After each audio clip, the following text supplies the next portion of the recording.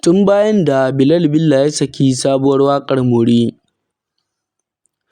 Tun bayan da fitaccen mawaƙi Bilal Billa ya saki waƙar More, jama'a da dama suke ci gaba da nuna sha'awarsu ga wannan waƙa.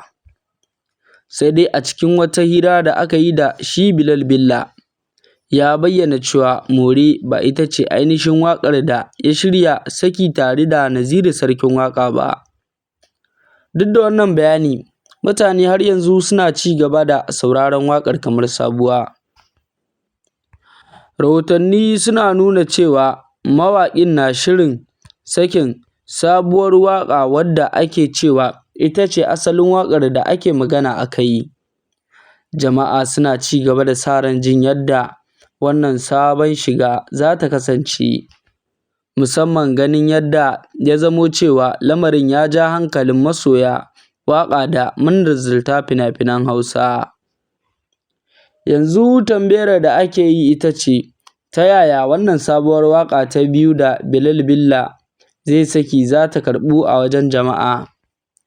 Shi kansa Naziru Sarkin Waƙa, wanda aka ce shi ne asalin mawallafin wannan waƙa wadda ake shirin saki ta biyu tsakanin Naziru Sarkin Waƙa da Bilal Billa, shiru yake da martanin jama'a. Sai dai lokaci ne kawai zai yi bayani kuma zai fayyace gaskiyar lamari dangane da wannan waƙa ta biyu da ake shirin saki.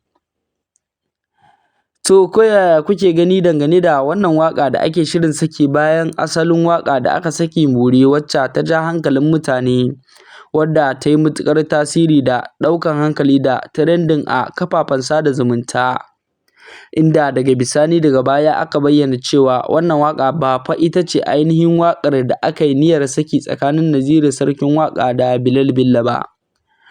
Za ku iya ajiye mana ra'ayoyinku a cikin comment section dangane da faɗa mana ya kuke ganin ita ainihin waƙar da ake maganar za a saki za ta kasance. Kuma za ku iya faɗa mana ra'ayoyinku dangane da wannan rahotanni da muke kawo muku daga cikin wannan tasha tamu mai albarka. Kana dai masu sauraro kar dai ku sha'afa da dangwala mana subscribe, kana ku dangwala mana alamar ƙararrawa, domin hakan shine zai ba ku damar tsintar dukkanin wasu labaranmu da zarar mun ɗora a cikin wannan tasha tamu mai albarka. Mun gode masu sauraro.